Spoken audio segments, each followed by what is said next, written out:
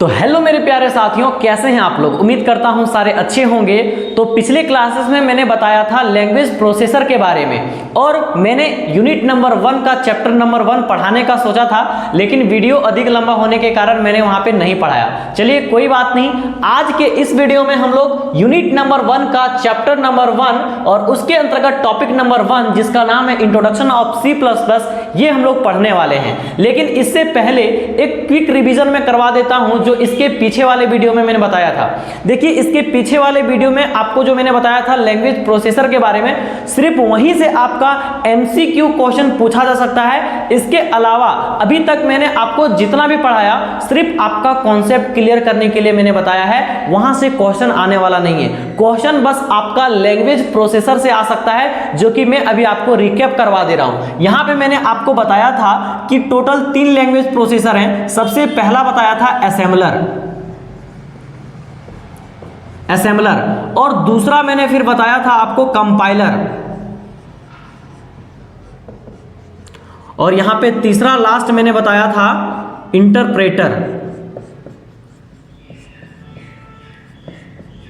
ये total 3 language processor हैं। Assembler किससे किस में चेंज करता है, तो असेंबलर क्या करता है, असेंबली लैंग्वेज को चेंज करता है मशीन लैंग्वेज में। यहां पे कंपाइलर और इंटरप्रेटर दोनों हाई लेवल लैंग्वेज को चेंज करता है मशीन लैंग्वेज में। लेकिन यहां पे मैंने आपको बताया था कि कंपाइलर जो चेंज करता है वो एट या वन टाइम करता है। यही मेन चीज है, एट या वन टाइम ये यहां पे चेंज करता है। यानी हाई लेवल लैंग्वेज से मशीन लैंग्वेज में चेंज करेगा कंपाइलर, लेकिन एक ही बार में करेगा, एट या वन टाइम करेगा।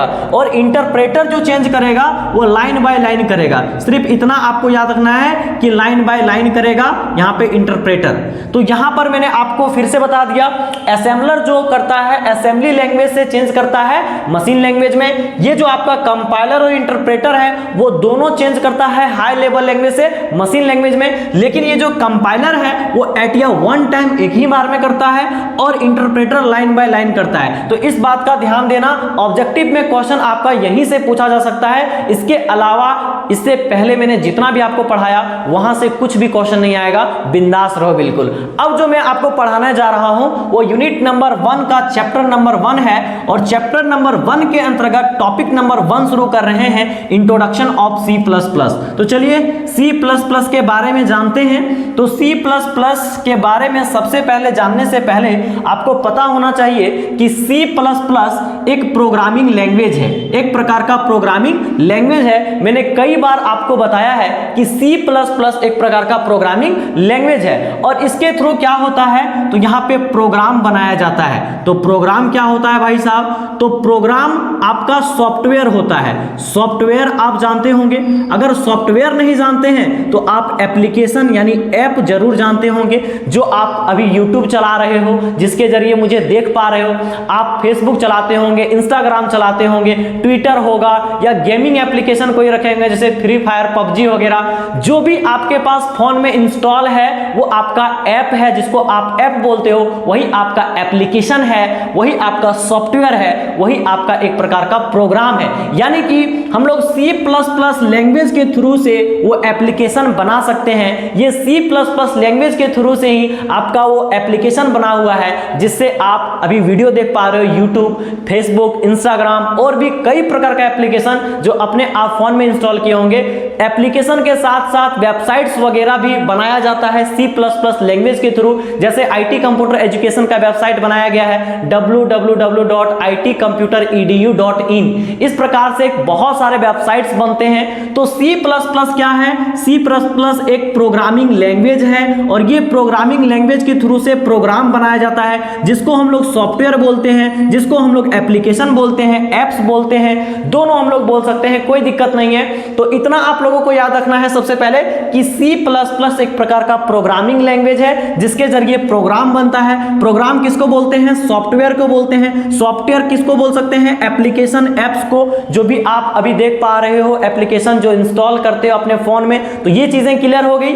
अब यहां पे बात आती है कि भाई ये जो C++ है जिसके जरिए प्रोग्राम बनाया जाता है, एप्लीकेशन, एप्स बनाए जाते हैं, तो क्या जब C++ नहीं था उस समय एप्लीकेशन नहीं बनता था? तो ऐसा बात नहीं है। C++ के पहले भी इसका प्रीवियस वर्जन का लैंग्वेज था जिसके जरिए ये एप्लीकेशन वेबसाइट्स बनाया जाता था। तो इसके बारे में सबसे पहले जानेंगे कि C++ के पहले कौन कौन सा लैंग्वेज था जिसके जरिए एप्लीकेशन वगैरह बनाया जाता था। इसके बाद धीरे धीरे अपग्रेड करके C++ भी आया बीच में, जो कि हम लोगों को अभी पढ़ना है। और C++ के बाद भी अपग्रेड होकर के और भी लैंग्वेज मार्केट में आ चुका है जिसके जरिए यहां पर प्रोग्राम सॉफ्टवेयर वगैरह बनाया जाता है। लेकिन सबसे पहले हम लोग प्रीवियस के बारे में जानेंगे। जिस तरीके से एक एग्जांपल लें, जैसे अभी आप कोई फोन चला रहे होंगे, ओप्पो, वीवो या आईफोन चला रहे हो, या फिर तो किसी भी प्रकार के कंपनी का आप फोन चला रहे होंगे, वो कोई भी कंपनी का होगा,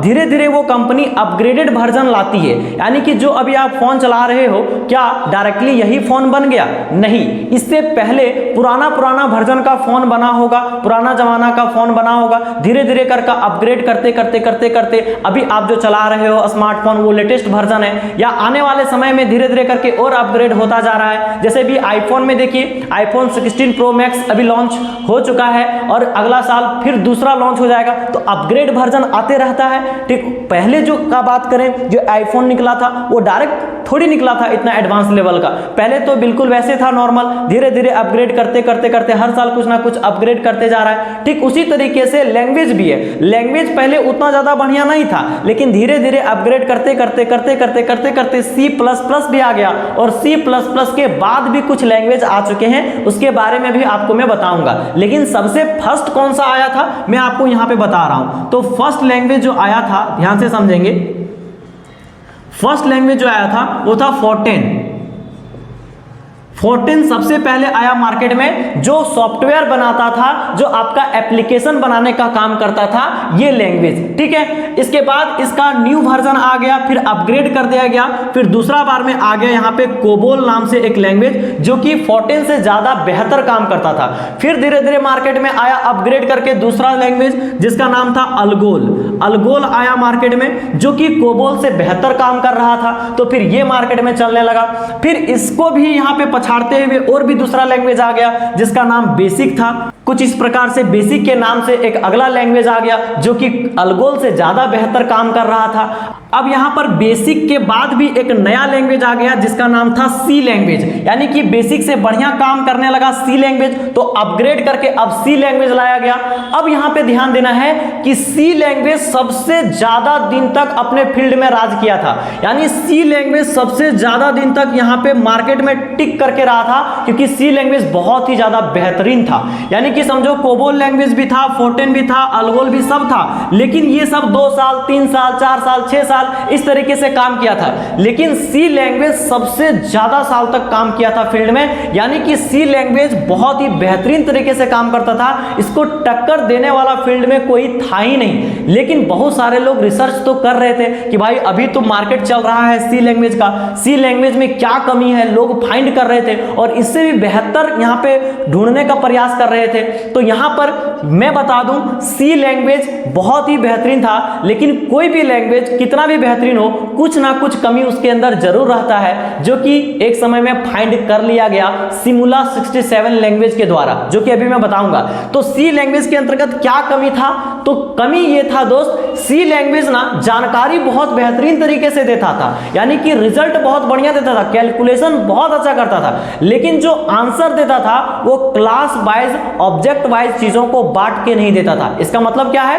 क्लास मतलब खंड बाय खंड चीजों को बांट के नहीं देता था। यानी सिंपल समझो, अगर एक रिजल्ट घोषित करना है 1 से लेकर 10 तक के क्लास का, यानी 1 to 10 का यहां पे रिजल्ट घोषित करना है, तो सी लैंग्वेज कैसे घोषित करेगा? डायरेक्टली सब बच्चा को एक ही में मिला देगा हॉल में और एक एक करके नाम पुकार करके सबका यहां पे रिजल्ट घोषित कर देगा।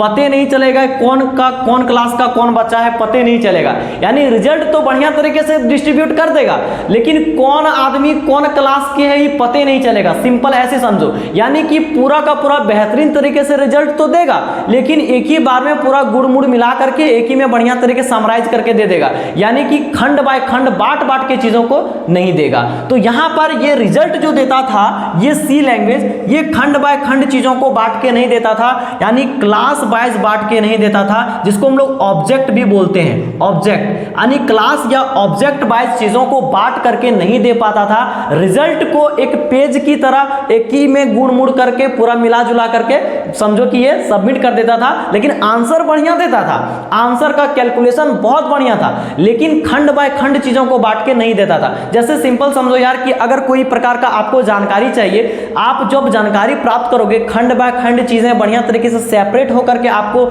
नॉलेज मिलेगा, तो आपको ज्यादा समझ में आएगा। एक ही चीज में समझो सब मिला जुला करके अगर बता दिया जाए तो आपको समझ में उतना नहीं आएगा। जैसे अगर मैं एग्जांपल लूं कि यहां पर अगर मैं आपको पढ़ा रहा हूं यूनिट वाइज चैप्टर वाइज चीजों को मैंने कन्वर्ट कर दिया है, और चैप्टर वाइज अगर चीजों को पढ़ा रहा हूं तो आपको सेपरेट सेपरेट करके चैप्टर बाय चैप्टर पढ़ने में बहुत अच्छा लग रहा है, लेकिन समझो कि 1 से लेकर 14 तक का जो चैप्टर है कंप्यूटर साइंस के अंदर, वो एक ही तरीके से एक ही सीक्वेंस से मैं बताते चल जाऊं, कहीं चैप्टर बाय चैप्टर पूरा का पूरा डिवाइड ना करूं, तो आपको कैसा फीलिंग आएगा। सब चैप्टर मिला करके एक ही बार में बढ़िया तरीके से मैं आपको लाइन बाय लाइन बताते चल जाऊं और चैप्टर बाय चैप्टर कन्वर्ट ना करूं, तो आपको कैसा फील लगेगा पता नहीं यहाँ पे कौन आंसर फिर आ गया, कौन टॉपिक कौन सा टॉपिक आ गया, फिर कौन सा टॉपिक आ गया, समझ में नहीं आएगा। ठीक उसी तरीके से सी लैंग्वेज जो आंसर देता है कुछ इसी तरीके से दे रहा था, खंड बाय खंड चीजों को बांट बांट के नहीं देता था, तो सेपरेट नहीं कर पाता था। तो यहां पर इसके अंदर यही कमी था जो कि सिमुला 67 ने फाइंड किया। इसका नाम था सिमुला 67 लैंग्वेज। सिमुला 67 लैंग्वेज जो कि काम करता था क्लास या ऑब्जेक्ट वाइज, यानी क्लास बाय ऑब्जेक्ट बाय ये काम करता था। ये पूरा का पूरा खंड बाय खंड चीजों को बांट सकता था, यानी ऑब्जेक्ट बाय चीजों को बांट सकता था, लेकिन इसके अंदर भी कमी था। क्या कमी था? ये कैलकुलेशन वगैरह नहीं कर पाता था। यानी जो सी लैंग्वेज पूरा कैलकुलेशन कर रहा है, सबसे बड़ा काम तो यही कर रहा है सी लैंग्वेज, क्योंकि कैलकुलेशन ही नहीं करेगा तो खंड बाय खंड बांट के कौन सी करेगा। तो यहां पर ये सिर्फ खंड बाय खंड बांटने के लिए जानता था सिमुला 67, यानी सिर्फ इसमें जो गलती है वो सिर्फ ये फाइंड किया, बाकी इसके अंदर उतना नॉलेज नहीं था। तो ये तो लॉन्च ही नहीं हो पाता लैंग्वेज, क्योंकि सिमुला 67 के पास उतना ज्यादा कैलकुलेशन पावर क्षमता नहीं था।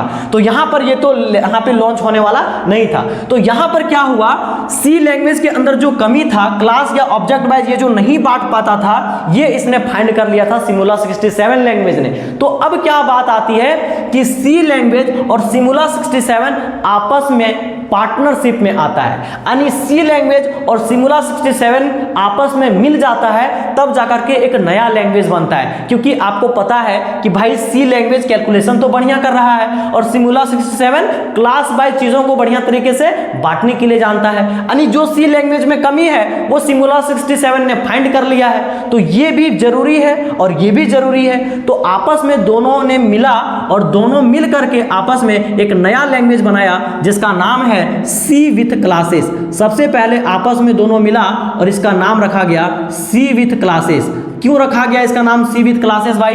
क्योंकि सी तो लैंग्वेज है ये था पहले से, लेकिन इसके साथ कौन जुड़ गया? सिमुला 67 जो कि काम करता था ऑब्जेक्ट वाइज क्लास वाइज। तो क्लास वाइज ऑब्जेक्ट वाइज ये काम करता था, यानी अपने काम के अनुसार अपना नाम जोड़ दिया सी विथ क्लासेस, यानी अब सी के साथ क्लास भी अवेलेबल है, यानी सी अब क्लास वाइज भी चीजों को बांट करके दे सकता है, यानी सी के साथ जब जुड़ गया सिमुला 67 लैंग्वेज। तो यहां पे आपको याद रखना है कि सी लैंग्वेज जो था मार्केट में वो ऑब्जेक्ट वाइज क्लास वाइज चीजों को बांट नहीं पाता था, जो कि सिमुला 67 ने फाइंड किया। और सिमुला 67 लैंग्वेज के अंतर्गत क्लास या ऑब्जेक्ट वाइज चीजों को बांटा जा सकता था।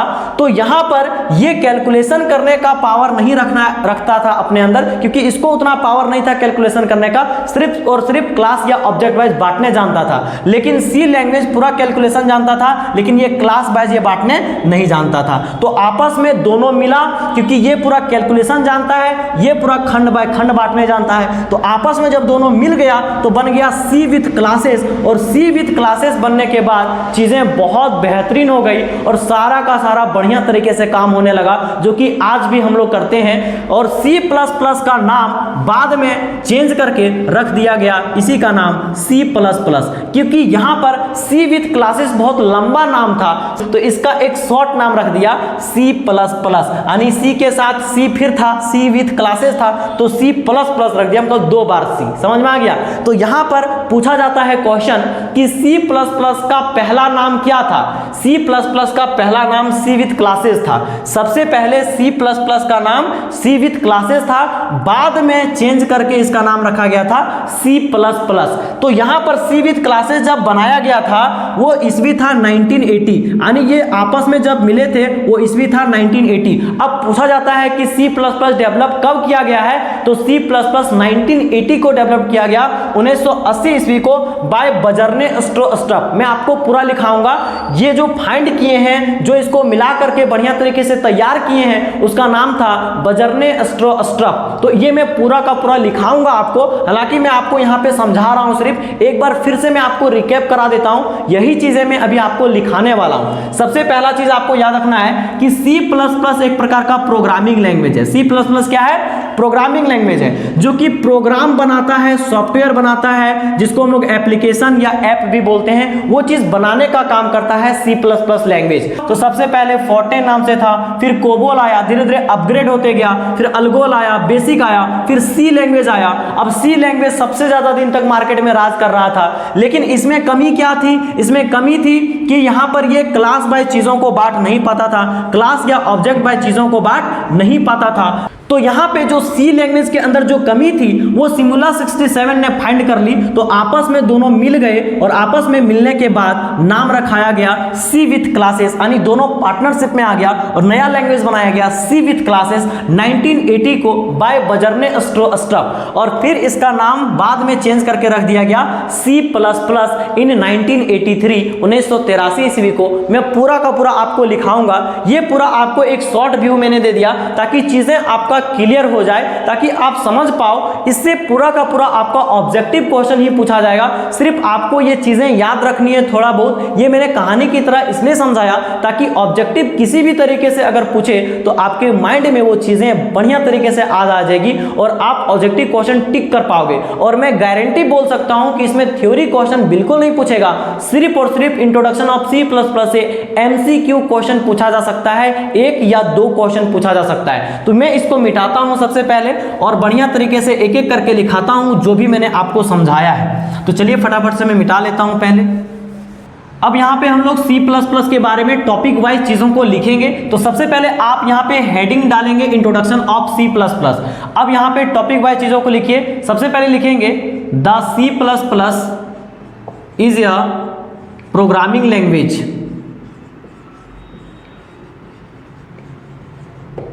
Programming language it is used to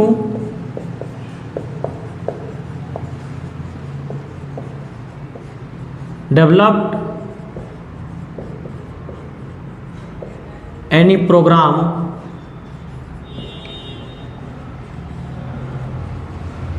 or software।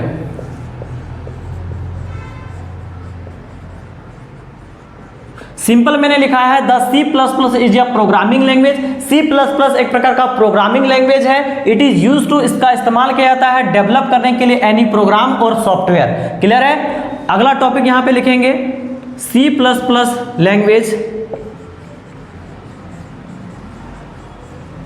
Develop by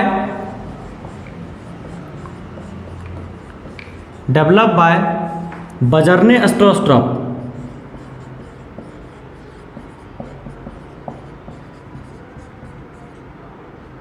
यहां पे मैं लिख देता हूं नीचे बाय बजर्ने स्ट्रप।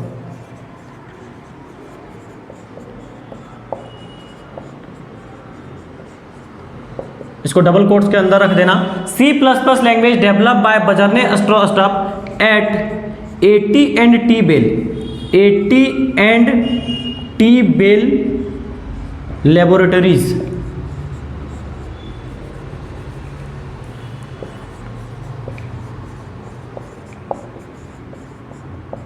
यहां पे ब्रैकेट में लिखना मुर्रे हिल्स इन यूएसए। यहां पे ध्यान से समझेंगे आप लोग। सबसे पहले मैंने बोला the C++ is a programming language, it is used to develop any program और सॉफ्टवेयर। यानी C++ एक प्रकार का प्रोग्रामिंग लैंग्वेज है जो कि यूज किया जाता है डेवलप करने के लिए एनी प्रोग्राम, फिर तो सॉफ्टवेयर वगैरह बनाने के लिए इसका इस्तेमाल किया जाता है। मैंने दूसरा पॉइंट लिखा C++ language develop bye बजरने Stroustrup, बहुत ही ज्यादा इंपॉर्टेंट है, आप अंडरलाइन कर लेंगे।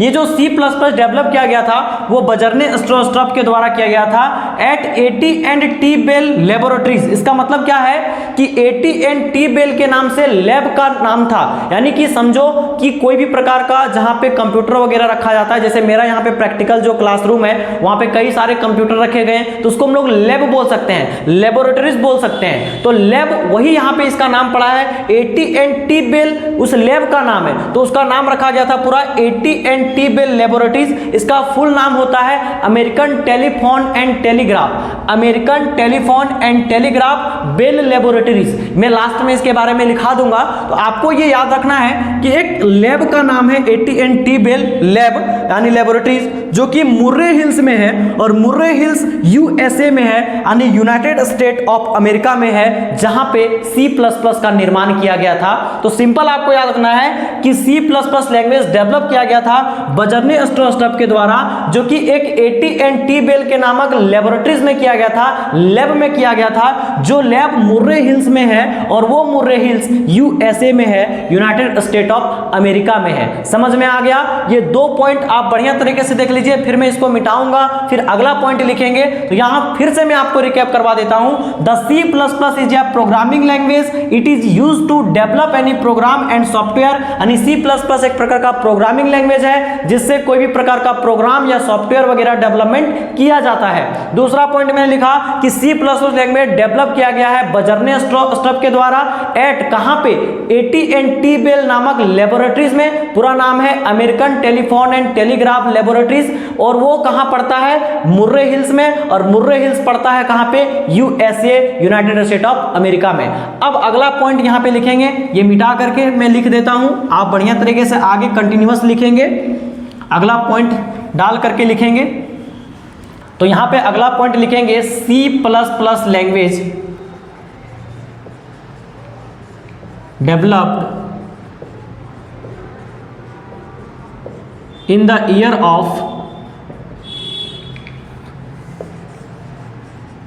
ऑफ 1980। C++ लैंग्वेज को डेवलप किया गया था 1980 ईस्वी में, बहुत ही ज्यादा इंपॉर्टेंट है। फिर यहां पे अगला पॉइंट डालेंगे C++ इज एन OOP यानी object oriented programming.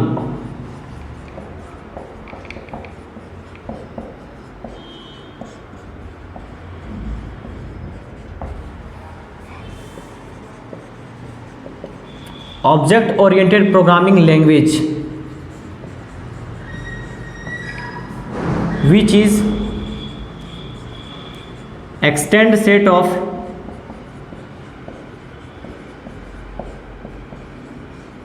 C and Simula 67 language, C and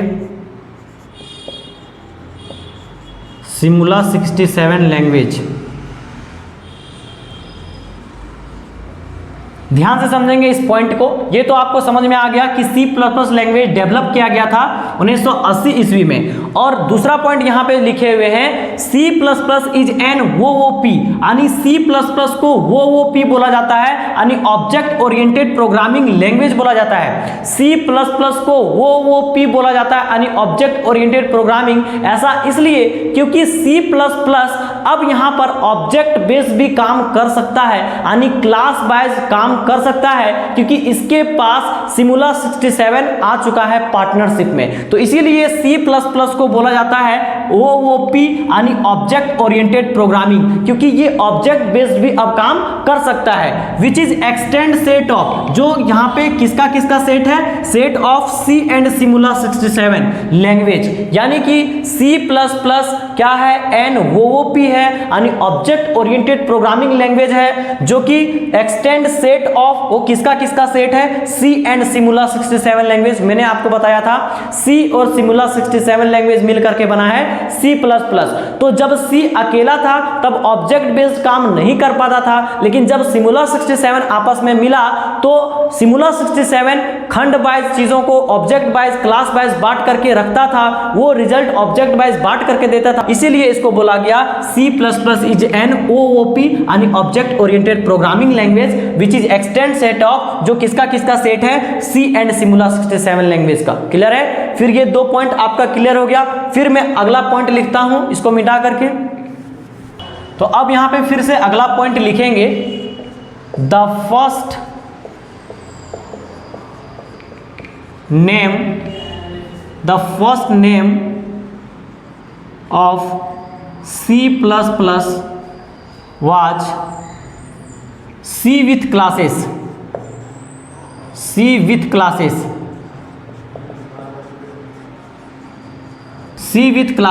The first name of C++ was C with classes। After some time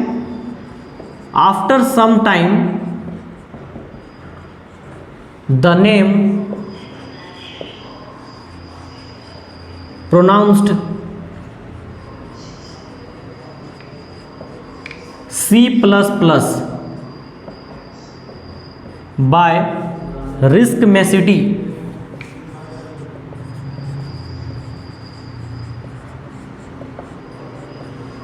in 1983। ध्यान से समझेंगे, the first name of C++ was, यानी C++ जब बनाया गया था C and Simula 67 को मिला करके, तो सबसे पहले उसका नाम रखाया गया था C विथ क्लासेस। सबसे पहला नाम रखा गया था C with classes. After some time, कुछ समय बाद इसका नाम प्रोनाउंस किया जाने लगा C++। वो किसके द्वारा रखा गया था? RISC-MECD के द्वारा इन 1983। यानी कि सबसे पहला बात कि C++ जो बनाया गया था, जिसका सबसे पहला नाम C विथ क्लासेस रखा गया था, ये 1980 को ही बनाया गया था, 1980 ईस्वी को, जो कि मैंने पहले लिखाया आपको। लेकिन बाद में आफ्टर सम टाइम इसका नाम प्रोनाउंस किया जाने लगा C++ बाय RISC-MECD के द्वारा इसका नाम यहां पे प्रोनाउंस किया गया 1983 को यहां पर C++। तो यहां पे आपको याद रखना है कि C विथ क्लासेस का नाम बाद में चेंज करके RISC-MECD ने इसका नाम C++ रखा था। क्लियर है? इन 1983 को। तो अब यहां पे अगला पॉइंट फिर से डालेंगे, C++ is a high level language. C++ is a high level language. High level language. अगला पॉइंट लिखेंगे, full form of C++। Full form of C++ is C with classes. C with classes. C with classes. Full form of C++ is C with classes. C++ का पूरा नाम क्या है? C with classes. और आपको पता है C++ एक प्रकार का हाई लेवल लैंग्वेज है, और इसका पूरा नाम क्या होता है C++ का? C with classes. क्लियर है? ये तो बिल्कुल बेसिक सा मैंने आपको बताया दोनों पॉइंट।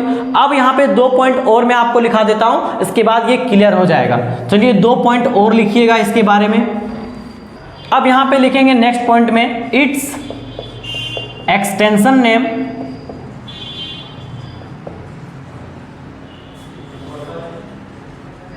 Is .cpp। इसका एक्सटेंशन नेम है .cpp, यानी CPP का पूरा नाम हो जाएगा C++।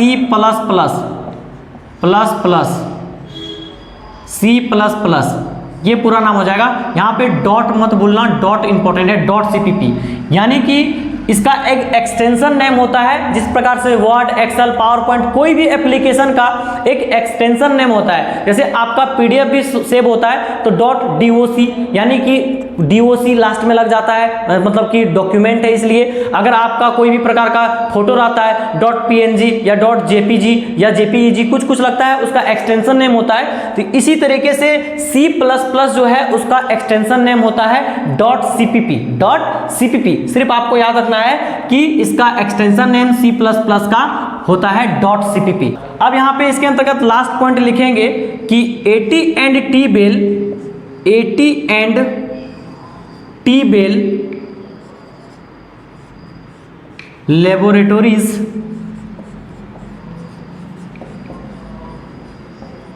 stands for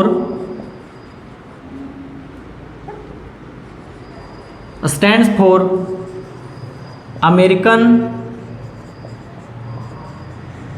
telephone and telegraph. मैंने इसका पूरा नाम भी लिखा दिया। AT&T बेल जो लैब का नाम था, जो लेबोरेटरीज था, इसका पूरा नाम क्या है? American Telephone and Telegraph. जो यहाँ पे मैंने लिख दिया AT&T Bell Laboratories stands for American Telephone and Telegraph. तो ये मैंने पूरा का पूरा आपको C++ का इंट्रोडक्शन दे दिया है। आपका यहाँ से बाहर क्वेश्चन नहीं आएगा।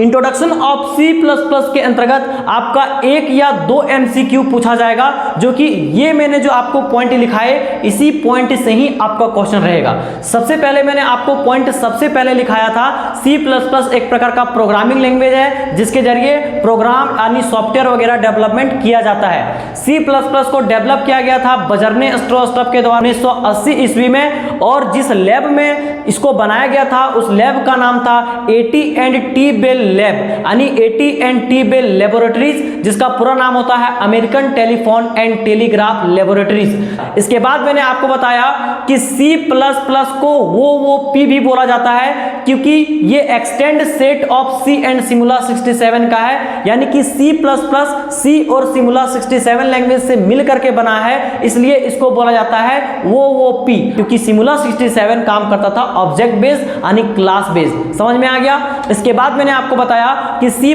एक प्रकार का हाई लेवल लैंग्वेज है। C++ का एक्सटेंशन नेम होता है .cpp, और C++ का पूरा नाम C विथ क्लासेस होता है। ये मैंने आप लोगों को बताया, और पूरा का पूरा टॉपिक यहाँ पे हो जाता है आपका क्लियर इंट्रोडक्शन ऑफ C++ का, यानी इंट्रोडक्शन ऑफ C++ के अंतर्गत आपको बस इतना ही पढ़ना है, और सिर्फ यहाँ से ऑब्जेक्टिव आएगा। आपको कुछ भी थ्योरी लिखने की जरूरत नहीं है। आप अगर इतना टॉपिक आपको समझ में आ गया, आपके माइंड में पहुंच गया, तो आपको यहाँ से पूरा का पूरा नंबर लाने से कोई नहीं रोक सकता है। जो भी क्वेश्चन जिस तरीके से भी पूछेगा आप उसका जवाब जरूर दे देंगे, क्योंकि MCQ में सारा का सारा क्वेश्चन पूछा जाएगा, और मैंने एक भी कोना नहीं छोड़ा है। सारी चीजों को मैंने आपके साथ प्रेजेंट कर दिया है। तो मिलते हैं दोस्त फिर से नेक्स्ट वीडियो में, तब तक के लिए जय हिंद।